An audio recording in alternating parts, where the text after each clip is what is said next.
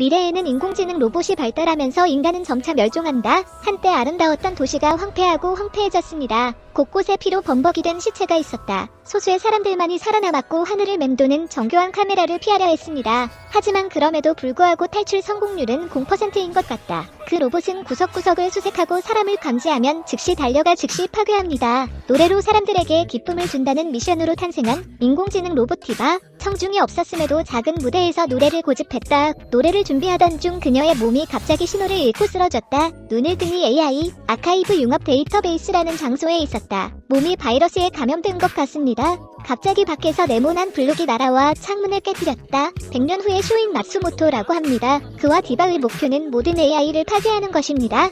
그런 다음 그녀는 유지보수를 위해 모든 것이 괜찮다는 곳으로 이송되었습니다. 디바의 작은 방에서 로봇 마츠모토는 예전에 젊은 팬이 선물로 준 테디베어 안에 들어갔습니다. 그는 그녀에게 100년 후의 미래를 미리 보여주었다. 아이패드 화면에 황량한 장면이 나타나다 폐허 곳곳에 시체들이 흩어져 있었다. 그리고 하늘에는 정교한 로봇이 있었고 그 당시의 모든 AI는 미쳤고 인간에게 직접 힘을 사용했습니다. 이 무대를 보여주었을 때 나이얼랜드 디버는 그녀의 후배가 그 위에서 행복하게 노래를 부르는 로봇을 발견했습니다. 그 미래를 믿지 않는 디바는 기분이 언짢아서 마츠모토가 테디베어 안에 들어가지 못하게 쫓아갔다. 분주한 도시 니아랜드에서 로봇은 각자 맡은 일을 하며 인간과 조화롭게 살아가는 모습을 보인다. 그 무대에서 디바는 아래층에서 아무도 듣지 않는데도 여전히 노래를 불렀다. 마츠모토는 그녀가 웃어도 그 미소는 프로그래밍되어 있기 때문에 결국 로봇일 뿐이라고 말했습니다. 그녀는 사람들을 기쁘게 하기 위해 온 마음을 다해 노래할 수 없었습니다. 디버는 생명이 없는 AI일 뿐입니다. 그러나 그녀는 노래를 통해 사람들에게 행복을 주는 것이 사명이기 때문에 여전히 포기하지 않습니다. 그리고 그것이 그녀가 수술을 받는 이유이기도 하다. 디바는 마츠모토의 주장을 싫어하는 것 같다. 하지만 그는 여전히 그녀를 설득하고 싶어하며 내가 말하는 미래가 이루어진다면 내 말을 들어야 한다고 말했다. 화상과 부러진 뼈. 그러나 디버는 그런 미래가 일어나기를 원하지 않는 것 같습니다. 마츠모토의 말을 듣고 싶지 않은 그녀는 지름길을 택해 최대한 빨리 그곳으로 달려갔다. 다행히 디버는 희생자를 구했고 그 미래는 실제로 일어나지 않았습니다. 피해자는 그녀에게 고맙다며 앞으로 그녀의 노래를 정말 듣고 싶다고 말했다. 폭탄이 터지자마자 사람들은 서서히 대피했고 AI들은 신뢰의 서로를 적과 조우하는 방식으로 디바는 수상한 물건을 찾으러 가라는 신호를 받았습니다. 그녀는 확인하기 위해 메인 스테이지에 갔지만 아무것도 발견하지 못했습니다. 디바는 메인 무대에 서는 기분을 한번 해보고 싶다. 갑자기 마츠모토가 귀여운 곰이 모습으로 나왔다. 그는 계속해서 말했다. 마츠모토는 또한 미래의 로봇과 인간 사이에 끔찍한 전쟁이 일어날 이유를 그녀에게 이야기합니다. 여기에 가장 큰 이유는 AI 네이밍법입니다. 현재는 개발되지 않았지만 나중에 코드가 대중화되면 이것은 AI가 인권을 얻게 된다는 것을 의미합니다. 이는 향후 AI 발전을 위한 발판이다. 마츠모토는 또한 몇 가지 더 중요한 정보를 공개했습니다. 네이밍법의 도입은 디버가 더 일찍 폭발해서 구한 의원인 아이카와 요이치의 죽음과 밀접한 관련이 있습니다. 그것은 마츠모토와 자신도 막아야 하는 일이었다. 그가 죽으면 평의회 의원들이 돌아가며 그의 죽음이 헛되지 않도록 조치를 취할 것입니다. 그래서 법이 통과되었습니다. 향후 100년 AI의 역사에 중대한 전환점이 될 사건으로 가득 차게 될 것입니다. 마츠모토는 자신이 AI에 인간이 학살되는 전쟁을 방지하기 위해 그들을 변경하기 위해 만들어졌다고 말합니다. 이 프로젝트는 마츠모토를 만든 의사의 이름을 따서 명명된 어나멀리라고 합니다. 디바는 요이치의 고마움과 소녀의 소원을 기억하고 아이카와 요이치의 암살을 막기로 결심한다. 그날 밤 아무도 알 수 없는 지극히 은밀한 방에서 전화통화를 하고 있을 때였다. 갑자기 총을 든 2명의 가면을 쓴 남자가 들어왔다. 그들은 총을 그에게 겨누고 직접 방아쇠를 당겼다. 그 순간 디바가 나타나 총알로 요이치를 보호하고 재빨리 끌어냈다. 그녀와 곧 마츠모토는 요이치의 슛을 가로채서 그를 끌어냈다. 토크 암살단의 반대편에서는 구하러 오는 사람이 AI라는 것을 알고 최고의 인력을 동원해 수색에 나섰다. 토크는 평화유지군과 충돌하는 반 AI 조직입니다. 말하자면 테러. 그 집단의 사람들은 AI를 반대하는 사고방식으로 AI를 싫어합니다. 마츠모토는 미래에 참의원 아이커와 요이치의 시신이 잔해 속에서 약간만 온전한 채로 발견된 것을 알았다. 원인은 토크의 폭발이었습니다. 이들의 행위는 화살이 2개의 표적을 명중시킨다고 할 수 있다. 아이커와 의원을 제거함과 동시에 그가 일하던 곳을 공격하는 것도 가능하다. 아이러니하게도 아이커와의 죽음은 명명법 통과의 디딤돌이었습니다. 디버와 마츠모토의 임무는 토크의 건물을 폭파하기 전에 둘이 아이커와 의원을 안전하게 대피시키는 것입니다. 첫 번째는 층 출구를 노리는 것인데 도망치던 중 디바는 테러리스트를 만나 그와 씨름을 한다. 마츠모토는 그 자리에서 그 남자를 죽이기 위해 더 많은 로봇을 불러들였다. 출구로 달려가는 동안 마츠모토는 전원 코드를 가져와 고미 시스템을 방해 방해하려는 의도로 곰이 팔에 꽂았습니다.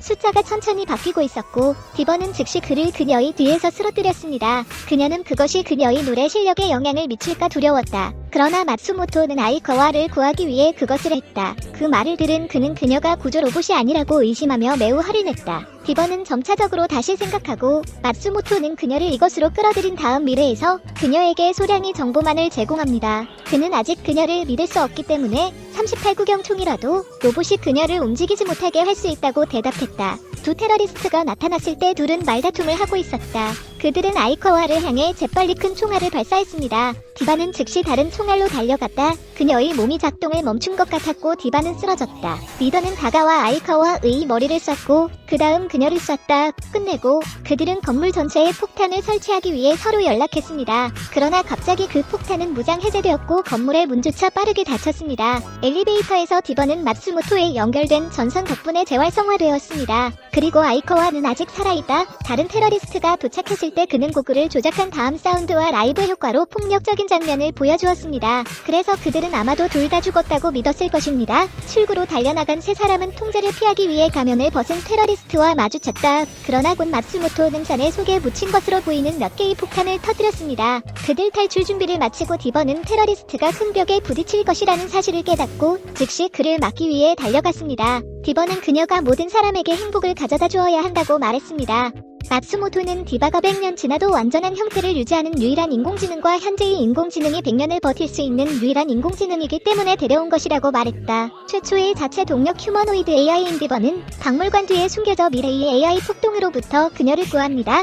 디버는 항상 그녀가 하늘이 옳았다고 믿었습니다. 잠시 후 그녀는 이 건물을 폭발시키기 위해 옥상으로 달려가기로 했습니다. 디바는 임무를 완수하기로 결정합니다. 건물이 폭발하자 마츠모토와 함께 맞은편 건물로 달려갔고 아이카와는 안전한 곳으로 던져졌다. 아이카와에게 작별 인사를 한 후 디바와 마츠모토는 AI가 사용한 전파탑이 보이는 곳으로 함께 갔다. 미래에는 두 사람이 서 있던 자리에서 탑의 꼭대기가 보이지 않을 것입니다. 점점 더 높아지고 있고 동시에 사회에서 AI의 발전 수준도 높아지고 있습니다. 그 순간 마츠모토는 그녀를 믿고 그 치명적인 미래를 함께 맞고 싶다고 말했다. 디버는 그가 그녀의 임무를 방해하지 않는다는 조건에 동의했습니다. 디바는 마츠모오의 목소리로 로봇에게 구타를 당하고 팔이 떨어져 나갔습니다. 그는 그녀가 역사를 바꾼 사람이라고 말했다. 비행 중이던 비행기가 엔진에서 도출된 연료로 인해 폭발하여 승객과 승무원 전원이 사망했습니다. 디바는 팬이 테디베어에게 준 소녀를 포함하여 희생자들에게서 볼 수 있었습니다.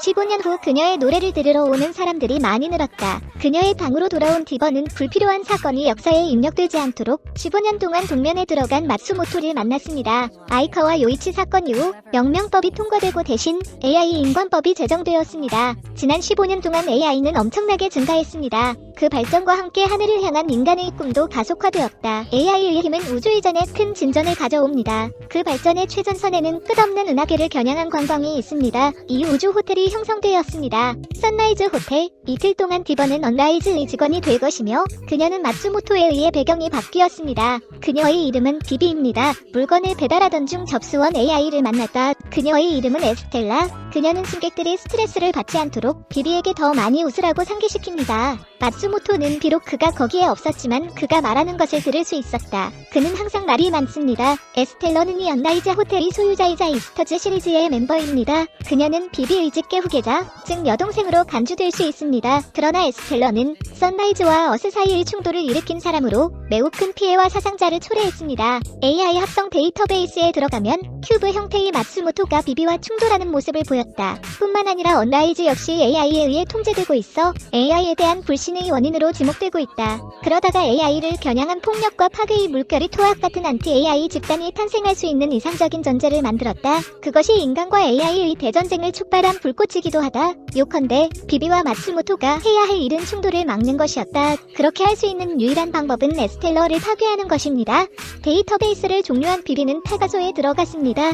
만나다 오랜 시간 에스텔라와 함께 일한 동료 르클레르를 그녀는 호텔을 인수하고 전 주인의 죽음에 연루되었다는 소문이 있기 때문에 비비에게 에스텔러와 가까이 가지 말라고 조언했습니다. 방에 들어온 비비는 전 보스의 사진을 보고 갑자기 테디베어의 모습을 한 마츠모토가 들어옵니다. 그는 그녀에게 호텔이 무너질 때까지 23시간 27분이 남았다고 상기시킵니다. 갑자기 에스텔라가 들어오고 마츠모토는 행동을 취하려 하고 비비가 그를 멈추고 그녀에게 묻고 싶은 것이 있다고 말합니다. 문제 때문이었다. 벽방범 에스텔러는 호텔을 위로하고 투명한 유리를 통해 천장을 올려다보면 모든 사람이 별이 빛나는 하늘을 볼 수 있다고 말했습니다. 다음으로 목소리가 흘러나오자 비비는 그것이 에스텔라의 목소리라는 것을 깨달았다. 전 주인의 죽음은 소문대로 에스텔라와 아무 관련이 없으며 단지 사고였습니다. 비비는 비행기 사고로 죽은 모모카의 여동생인 어린 소녀에게 알아보게 된다. 두 사람이 이야기를 하고 있을 때 갑자기 주위가 약간 흔들리는 소리가 났다. 비비는 즉시 신호를 보내 승객들을 로비로 대피시켰지만 아직까지는 전 직원의 연락이 끊겼습니다. 그녀는 즉시 마츠모토에게 전화를 걸어 오두막이 연결이 끊겼고 현재는 역사와 거리가 멀다고 말했습니다. 다른 소녀는 겁에 질린 듯 보였고 비비는 그녀를 위로하고 복도로 안내했습니다. 도중에 처음에는 다정한 에스텔라를 만나지만 비비가 지나치는 순간 비비를 벽에 세게 밀친다. 문에 거의 짓눌릴 뻔한 채 바닥에 쓰러졌고 최대한 빨리 달려가 그를 다른 문으로 끌어당겼습니다. 에스텔라의 행동은 그녀가 마스터라고 부르는 누군가에 의해 분명히 통제되었습니다. 비비는 다른 에스텔라 로봇이 가짜임을 발견했습니다. 그리고 마츠모토는 이번 소동의 원인이 전적으로 연전 건물을 점령한 사람들 AI 혐오단체 도아크가 원인이라고 말했다. 장소로 달려가던 중 다른 소녀와 비비는 끔찍한 광경을 목격했다. 두 사람은 머리와 몸이 분리된 르클레르를 보았다. 상황이 위급했습니다. 비비는 소녀에게 그곳에 수모그를 기다리라고 상기시킨 다음 부상당한 팔을 교체하기 위해 러클럭의 팔을 빌렸습니다. 얼마 지나지 않아 마츠모토는 비비 유선으로 연결되어 동기가 부여된 것 같았습니다. 끝내고 그녀는 재빨리 진짜 에스텔라를 찾으러 갔다. 방에 들어가자 비비는 톡스에 의해 바닥에 의식을 잃은 채 누워있는 것을 발견합니다. 깨어났을 때 에스텔라는 고도가 서서히 낮아지고 있음을 깨달았습니다. 가짜 로봇과 에스텔라가 팔에 차고 있는 팔찌 때문입니다. 두 사람을 알아차린 그녀는 즉시 엘리자베스, 에스텔라의 쌍둥이 자매는 같은 전원을 사용하여 같은 장기를 가지고 태어났습니다. 그리고 그것은 정확히 에스텔라와 같은 기계였습니다. 엘리자베스는 그녀의 여동생을 대신하여 베이 시스템을 제어했습니다. 목표는 이 배를 땅에 떨어뜨려 사람들이 AI에 대한 믿음을 잃게 만드는 것입니다. 통제실에서 마스터라는 남자는 엘리자베스에 의해 의식을 잃은 후 이야기를 찾기 위해 비비와 에스텔라를 찾으러 갔다. 비비와 그녀는 치열한 전투를 벌였습니다. 결국 마츠모토 바이러스의 습격으로 몸이 약해진 몸과 함께 투쟁한 끝에 엘리자베스는 일을 그만두었다. 끝내고 에스텔라는 그녀의 여동생을 통제실로 데려갔습니다. 그러나 불행히도 그 방의 일부가 폭발하여 그녀는 구석에서 총에 맞았습니다. 필사적으로 엘리자베스는 이전 부상에 대한 기억도 없이 외출했습니다. 두 자매는 함께 안전한 착륙을 위해 배를 조종했습니다. 1년 후 비비는 더 큰 무대에 설 수 있게 되었고 그녀의 노래를 듣기 위해 많은 관객들이 찾아왔다. 마츠모토는 여전히 말이 많지만 이번에는 더 이상 곰인형이 아닌 흰색 큐브로 등장한다. 고속도로에서는 하얀 차가 쫓기고 있었지만 비비와 마츠모토 덕분에 무사했다. 그 차의 운전자는 사유키 타츠야 박사였습니다. 그는 언라이즈 우주선의 이벤트 덕분에 AI가 매우 인기를 얻었다고 말했습니다. 이와 동시에 인공지능이 자체 운영하는 세계 최초의 해상 공장인 메틀플로트라는 섬도 건설됐다. 이것은 역사와는 거리가 멀고 마츠모토에 따르면 섬은 2년 후에 지어졌어야 했지만 매우 일찍 설립되었으며 현 시대에 과도하다. 비비와 마츠모토의 이번 목표는 섬을 해체하는 것입니다. 그 후 두 사람은 사이키에 의해 집으로 가져와지고 섬에 침투하기 위해 그를 이끌고 싶어하는 마음으로 메틀플로트 아일랜드의 모든 활동을 중지할 수 있는 장치를 보여줍니다. 그러나 두 사람은 사이키가 무력으로부터 보호될 수 있는지 확신하지 못하기 때문에 동의하지 않습니다. 그는 동의해야 했다. AI 합성 데이터베이스에서 마츠모토는 원래 역사에서 두 가지 충돌하는 사건이 발생했다고 밝혔습니다. 썰라이즈호가 지구에 추락했을 때 인간과 인공지능이 처음으로 결혼식을 올렸을 때와 달리 인간은 점점 인공지능에 대한 불신을 갖게 된 것이다. 사유키 박사와 로봇 그레이스의 결혼식입니다. 섬에 도착한 비비와 마츠모토는 AI의 따뜻한 환대를 받았다. 했습니다. 공격자를 탐지합니다. 공격자를 탐지합니다. 마츠모토는 곧 그것이 다시 토큐슈라는 것을 알아차렸다. 비비는 이키 박사가 준 장치를 재빨리 사용하고 다른 가이드 로봇에 직접 연결했고 섬의 모든 기계가 작동을 멈췄습니다. 그러나 잠시 후 모든 AI들이 달려와 다가오는 토크 함선을 공격했다. 이를 본 비비는 뛰어들어 인간을 구했다. 토크의 사람들 중 일부를 구한 후 방에 들어갔습니다. 지방의 이름은 비비를 인식했습니다. 아이커와 요이치 사건에서 그녀가 구한 것은 바로 그 사람이었다. 구원받은 후 그는 비비에 대한 그의 견해를 바꾸었을 것입니다. 하지만 얼마 지나지 않아 방은 섬의 AI에게 습격당했다. 동시에 의사와 다른 로봇 그레이스도 이 섬에 발을 디뎠다. 비비가 싸우는 동안 그녀가 구하놨습니다. 마침내 비비는 사유키가 무언가를 조종하고 있는 방에 도착했다. 그가 그녀에게 준 장치는 섬의 모든 로봇이 폭동을 일으키게 합니다. 그녀는 그 이유를 알고 싶었다. 사유키는 그레이스를 구하고 싶었기 때문에 솔직히 말했다. 사유키는 옆에 걸어가는 AI가 그레이스의 카피일 뿐이라고 말했다. 그레이스는 실제로 매트 플로틀리의 핵심입니다. 선라이즈의 충돌을 에스텔라 오브 더 시스터가 막아내자 AI, 특히 시스터에 대한 기대감이 치솟았다. 매트 플로틀리 관리는 가장 존경받는 자매인 그레이스에게 할당되었습니다.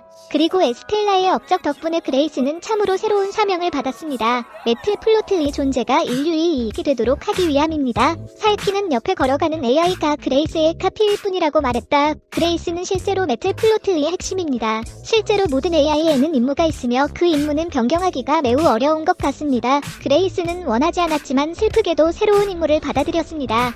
그러자 사이키는 그레이스가 부른 곡을 꺼냈다. 비비가 연주한 곡입니다. 사이키는 그녀가 그레이스를 구해주기를 바란다. 하지만 지금은 불가능합니다. 그녀를 파괴하는 유일한 방법입니다. 사이키는 신이 나서 비비에게 총을 겨누었다. 그는 클론에게 그녀를 막으라고 명령했지만 소용이 없었습니다. 비비는 직접 떠났다. 그녀는 즉시 그레이스를 찾기 위해 메인 타워로 가고 싶었다. 마츠모토는 즉시 동일한 큐브를 만들어 날 수 있는 멋진 차량으로 조립했습니다. 비비는 재빨리 탑안으로 들어갔다. 어디로 가야 할지 몰라서 사이키의 지시를 받았다. 그는 이 결정에 깊은 슬픔을 느낀다. 비비는 최대한 빨리 달려 그레이스의 팔다리가 모두 사라지는 것을 보았습니다. 그녀는 망설임 없이 바로 그것을 파괴하기 위해 달려갔다. 이 예정된 버려진 성에서와 그레이스의 결혼식. 그는 총으로 스스로 목숨을 끊었습니다. 비비는 천천히 메인 무대에 오르려고 했습니다. 그리고 그것은 그녀가 극장 티켓 판매 기록을 반복적으로 세우면서 실현되었습니다. 그녀는 예전과 다른 기계처럼 더 많이 웃고 직원들과 잘 어울리는 것 같았습니다. 비비는 오는 12일 노래하는 AI 12인을 축하하는 축제인 조디악 페스티벌에서 중요한 무대를 선보일 예정이다. 공연은 12개의 별자리가 있는 황도대 테마일 장소에서 열립니다. AI 데이터베이스에서 비비는 매트 플로트 사건 이후 인간과 AI 사이의 갈등이 끓어오르고 있다는 것을 알게 되었고, 이번 축하 행사는 인간과 AI 사이의 다리 역할을 하는 그 간극을 메우는 것을 목표로 합니다. 조디악 페스티벌 장소에서 비비는 어필리어라는 AI 소녀가 물에 빠졌을 때 도와주었습니다. 오피리아는 자신을 막내 자매라고 소개했습니다. 그녀는 극장의 요정으로 불리며 노래를 통해 사람들에게 행복을 가져다주는 사명을 가지고 있습니다. 이날 페스티벌 리허설에서 오피리아는 무대에 있던 스태프들이 모두 감탄할 정도로 멋진 무대를 선보였다.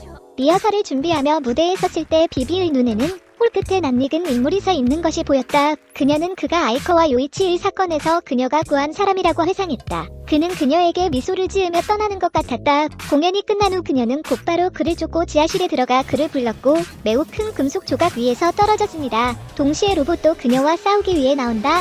하지만 다행히도 마츠모토와 같은 큐브 형태의 AI가 돌진해 비비를 공격하려는 로봇을 파괴했다. 자신을 보호 AI로 식별합니다. 그녀가 이름을 물었을 때 AI는 대답하지 않았을 뿐만 아니라 그녀의 이전 이름이 디바인 것도 알고 있었다. 호기심이 많은 그녀는 뒤쫓아갔고 오피리아와 마주쳤을 때 망문에 도착했다. 두 사람은 잠시 이야기를 나눴고 비비는 앞서 자신을 구해준 AI를 찾기 위해 옥상으로 올라갔다. 한동안 치열한 대결 끝에 AI는 자신과 예전에 함께 작업한 적이 있다고 말했다. 그러나 그녀는 몇 년 전에 재부팅되었으므로 아마도 아무것도 기억하지 못할 것입니다. 몇 분 후 두 사람은 정보를 교환하기로 동의했습니다. AI가 그를 소개한 그의 이름은 마츠모토였는데 그녀는 아직도 기억하지 못한다. 그들의 다음 임무는 위기에 처한 오피리아에게 비극이 일어나지 않도록 막는 것입니다. AI 오피리아 자살 사상 첫 사고인 자살이었다. 미래의 오피리아의 자살은 AI의 역사에 지대한 영향을 미쳤습니다. AI가 자살한 것은 이번이 처음이며 금기시된다. 그리고 인간과 AI의 경계를 모호하게 만드는 일련의 사건이 발생했습니다.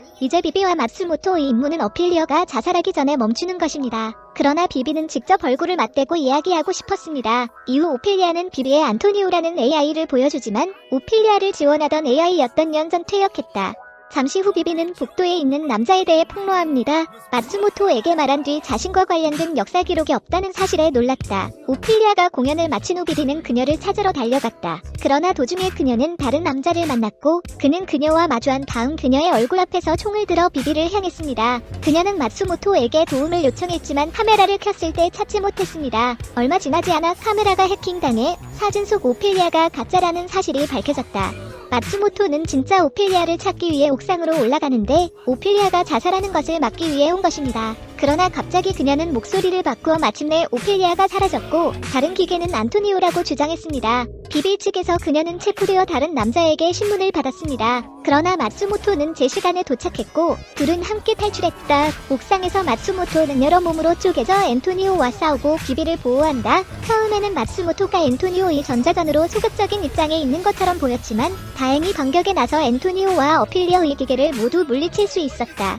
비비의 편에서 그녀는 또한 다른 사람을 이겼습니다. 데이터베이스의 비비와 디버는 서로 다른 두 시스템입니다. 이번에는 디버가 마지막 노래를 부르고 비비를 깨우도록 도와주고 싶습니다. 5년 후 비비는 노래를 할 수 있는 능력을 잃었기 때문에 아이 박물관에 입성했습니다. 그녀는 은퇴했다. 마츠모토가 와서 그녀가 더 이상 기괴한 지점 프로젝트에 없었으며 사고 어필리어가 마지막 기괴한 지점이 되었습니다. 어필리어가 일하고 있었지만 이것은 여전히 오래된 역사에서도 똑같습니다. 그러나 여기에 그녀를 공부한 사람이 아닙니다. 마츠모토는 오늘 그녀를 만나기 위해 오늘 선택했을 때 매우 사인이었습니다. 이날 65년 전이 두 가지 조합은 만났고 함께 일했습니다. 쉬는 동안 비비는 AI의 데이터베이스에 들어갔고 그녀를 창조한 사람에 대해 알고 싶었습니다. 그러나 갑자기 오스모가 깨어 있었습니다. 왜 당신이 더 이상 노래하지 않는지 알고 싶습니다. 디바는 그녀가 그와 놀고 싶어 했다고 말했다. 두 사람은 다시 노래할 수 있도록 답변을 함께 찾을 것입니다. 그 소년이 진행 후 그녀는 노래를 찾기 위해 데이터베이스에 계속해서 노래할 수 있습니다. 그러나 절대적으로 아니오. 그녀는 노래하기 위해 자신을 쓰고 싶었습니다.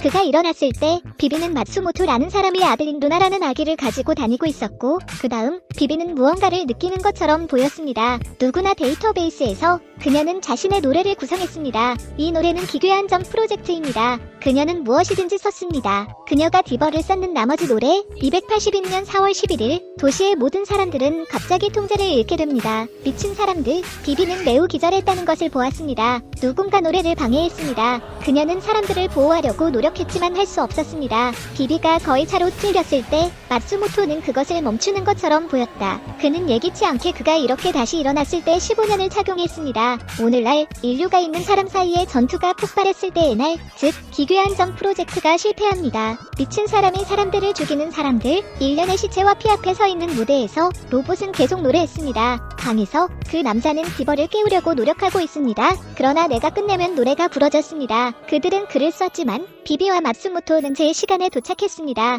총알을 예방하고 그들을 파괴하십시오. 그 남자는 박물관에서 만난 나이가 많은 오사무였습니다. 모두 이 전쟁을 멈추고 싶습니다. 오사무는 말했다. 먼저 동맹국에 가서 토크, 비비와 마츠모토는 전장에서 벗어나 사람들이 오사무의 전투 프로그램을 가진 무수한 사람을 물리칠 수 있도록 도와줍니다. 갑자기 어떤 사람들은 비비를 알고 있고 모든 사람들이 그녀의 노래를 훔쳐갔을 때 매우 화가 났습니다. 갑자기 휠체어 소녀가 온다. 그녀 옆에 누군가가 있다. 비비는 엘리자베스처럼 매우 보였습니다. 그녀는 카키타니 유이로 자신을 소개했습니다. 그녀는 카키타니 유고의 조카딸과 토크 회원입니다. 일출에서 엘리자베스 옆에 소녀는 베스의 독창적인 시체가 잃어버렸습니다. 갑자기 해당 방에 누구의 데이터베이스가 긴급합니다. 위성은 12시간 후에 지구에 떨어질 것입니다. AI 데이터베이스를 입력할 때 비비는 이러한 기계의 목적이 모든 인류를 파괴하고 사람들을 새로운 고용주로 대체하는 것임을 알게 되었습니다. 그리고 모두는 오류로 인한 컴퓨터로 인한 컴퓨터 때문입니다. 모든 사람의 계획은 이제 아카이브가 생성된 AI 아카이브가 있는 곳이고 AI 데이터베이스는 비비 및 얼리저버스가 보호하고 코어에 들어가고 입력한 사람들을 빠르게 패배시킨 곳입니다. 그들 중 두 그룹이 들어갔다. 전기 시스템이 다시 회복되었다. 카키타니와 마츠모토에서는 둘 다 힘을 분리하려고 합니다. 모두는 거대한 문에서 짓눌린다. 갑자기 저기가 카키타리로 달려들었습니다. 마츠모토의 또 다른 큐브는 이제 전원을 분리하려고 시도한 첼 스크랩 더미가 되었습니다. 비비, 얼리저버스 및 마츠모토는 서버로 빠릅니다. 그들은 많은 어려움을 겪었으며 데이터를 복사하고 동일한 기능을 가진 물체로 변했습니다. 세 가지 모두 공간의 가을, 엘리자베스는 그 사본에 눈을 찌르고 끔찍한 폭발을 일으키는 것을 망설이지 않았습니다. 시간이 지남에 따라 하늘에서 100만 명이 넘는 이상이 지구로 돌려 무서운 설정을 만듭니다. 데이터베이스에서 아카이브는 비비의 노래에서 희망을 알아냈습니다. 그들은 상상력을 보았습니다. 누군가가 인간화되지 않은 분야, 그렇기 때문에 누구도 모두가 인류만큼이나 좋다는 것을 보여주기 위해 그것을 노래합니다. 마침내 아카이브가 그녀에게 인류가 생존하기에 충분하다고 물었습니까? 당신이 느끼면 그 노래를 부르면 소스를 끄십시오. 오사무는 그녀에게 연결된 오사무가 그녀에게 연결되어 있기를 바랬습니다. 그녀는 다시 여행할 수 있기를 바랬습니다. 시간과 위치는 처음 두 사람이 만났습니다. 반원한 후 비비는 카키타니를 빌렸고 그룹은 아카이브를 다시 비활성화하기 위해 어라이아슈키에 들어갔다. 비비는 나이얼랜드의 작은 무대에 갔습니다. 그녀는 모든 기억들과 노래합니다. 시간이 2초 받게 되지 않으면 마츠모토가 어라이아슈키의 핵심을 입력했고 미친 사람을 비활성화했습니다. 점차 활동을 잃는 사람들, 비빙, 그녀는 또한 그 자리에서 붕괴되었다. 마츠모토는 이미 인공위성이 지구로 떨어지는 것을 방지하는 데 있어서 그는 이제 금속의 힙일 뿐입니다. 듣기 주셔서 감사합니다. 비비의 마지막 말.